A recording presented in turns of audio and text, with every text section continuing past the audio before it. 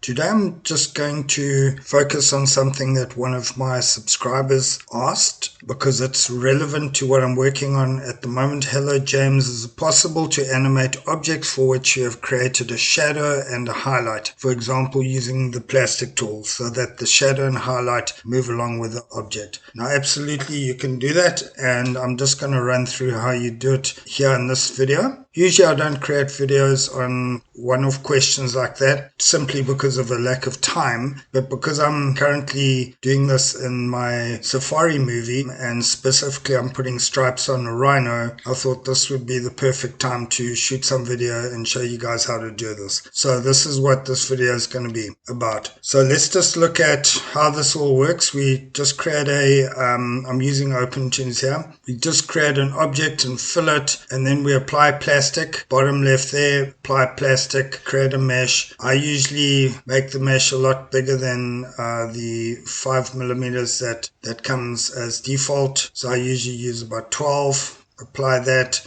And then we can go up and we can build a skeleton in this mesh. Just a few little nodes. I just want this to move around. This is an experiment just to see what happens, and then we can work from there. So I'm just adding a little skeleton here, and then we can go and animate this every 6 frame. Just move this around. So this is plastic that is animating or moving this little blob. And then we can go and put on the animate key, and we can just go and every 6 frame change the position of this and then run it through like this. So it's basically moving around. That's our background, and we are going to create another column, and we are just going to paint on some stripes here as a test example. So just put some black stripes over this thing on its own column there, and then we can pull up the schematic, the FX schematic here in this example, and we can label these stripes and object, and then we can go and insert a FX. We're going to insert a matte in FX on the object there. We could do it on the stripes as well. We just need it on one of them. Then we're going to link up the output of stripes as the source of the matte in. So that's going to be the source, and the object we are going to plug into the matte of the matte in. And then we're also going to join up the output of the stripes to the X sheet. So that's how you would do a matte in standard if you're just doing a shadow on an object or whatever. So that we've covered before. Let's just have a look how that plays out, and you can see that the object itself moves and the stripes don't. Let's put on the render view window here, and you can see that the object isn't getting rendered, so we've actually plugged this in wrong. Okay, the object should be going to the X sheet, and that stripes to the X sheet should be deleted. So if we just look at how we got it set up here now, we got the object into the matte, it's the input to the matte, and it goes to the X sheet, and we've got the stripes as the source of the matte. Right, so that should work. We had it the wrong way around. Don't worry, you'll get used to this. It's just confusing at first, but there's only one way to do it properly. So, if you don't get it right the first time, you can just switch them. Okay, so let's play that out. And there you can see the matte in is kicking in. In other words, the stripes don't go outside of the object, so that worked okay. But when you play this out, you can see that the stripes don't move with that blob. The blob's just moving, and although the lines are matte in, they're not moving with the blob. Okay, so that's the thing we're just going to fix. So I'm going to show you how to do that. I've created another blob.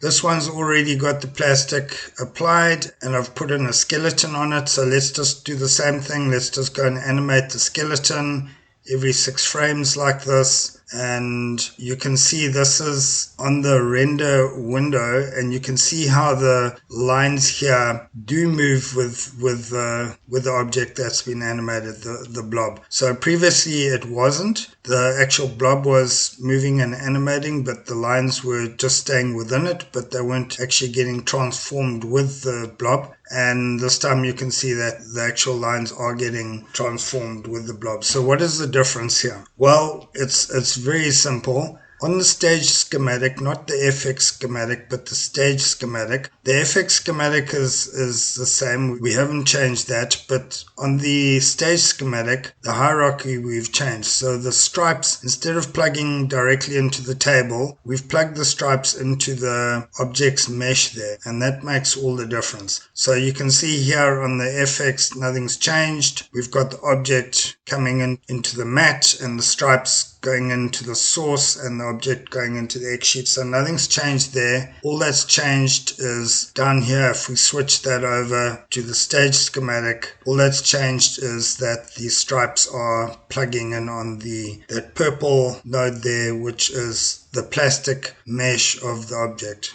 That's the only difference, and it works. So that's a little trick here for you guys. Let's just unplug it and plug it into the table like we had in our previous example, and you can see it does the same thing. That little squiggly blob animates around, but the actual stripes don't change with it. So that's the trick here. You need to plug in your stripes or whatever it is. I'm using stripes. You might be using shadows or highlights. You need to plug it into the actual purple column of the plastic, the actual transformative column that changes the object that's getting animated. So that's a trick. Don't plug it into the table. Don't plug it into the object itself. Plug it into the purple column, the purple node here, which is the plastic that is transforming that object. All right, it's that simple.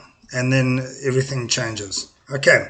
So I'm just going to show you how I did that on this rhino here. I've created the rhino previously, and I'm just going to create a new column here, call it stripes, go and fill it, and then we're going to do exactly the same thing. Go and draw some stripes here. So there's my stage schematic, there's stripes. Now let's just plug this in directly to the body mesh first thing. So let's just plug that in. So now we can just go and draw some stripes. Okay, that's a little thick. Make it a bit thinner, and I've just sped this up. Just go and draw your stripes. The back legs are on a different levels, so we're just doing the main body here. And you can see when the head turns, it doesn't transform. And I'll show you what happens there now. You see if you click just above that frame 9 there and look to the right, it's just above where the purple column starts kicking in, the plastic column. So everything above that from 90 up doesn't have the plastic applied, and then from 90 down it's got the plastic applied. So let's just go and copy that one plastic frame, paste it at the top and fill it just to see what happens, and you can see the difference. So what it does is that it just clips it within the mesh, okay? But when you take that plastic away again like that, all those stripes are jutting out again because they don't have the plastic cropping them. The actual mesh isn't cropping them and keeping them aside. So that's the main body of stripes, the main body, and then there are stripes for the back legs or the legs behind, and for the ears as well. Let's just go and touch up on this one. Let's just go touch the stripes up here, and if you turn the mesh on, you can see where that plastic kicks in there. Alright, let's go have a look at how the FX is, or the schematic on the FX side is set up. You can see it's as we did it on the first one. Let's just move this around so we can see it more clearly. The body goes in as the mat, and the stripes go in as a source, and the body also plugs into the X sheet, and they're all like that. So that is one of the ears, and here are the legs. Same thing, leg into the mat, stripes in as a source. Here's another leg here, same thing. Alright, but that, as I say, isn't that's pretty standard when you're doing shadows and stuff. Where the magic is here in the schematic. We want the stripes to be children of the actual mesh of the plastic, the purple bit. So like over here, that's the body, and those stripes are the child of the actual plastic, not the body itself. The body is getting transformed by the plastic, and we want the stripes to be transformed by the plastic too. So that's why they parented off the plastic, which is the purple stuff. I had to find that out. I actually went through the process that I did earlier in this video just to test this, to see how the hell this works, and that's how I found out. I didn't know this. So thanks very much for the question. Very relevant, and I hope that answered your question, and I hope that was also helpful to a whole lot of other people. And as I say, it was very timeless because I've been thinking about this for quite a while. How am I going to do it? Because I had to do the stripes on this rhino, and that's what I did. Funnily enough, I didn't do this on the zebra. I actually physically drew in the stripes of the zebra, which was a bit silly. I could have used this method quite easily on the zebra. I think it would have worked pretty well. Would have worked the same as this rhino. But I did a more physical copy and paste method when I was animating the zebra here.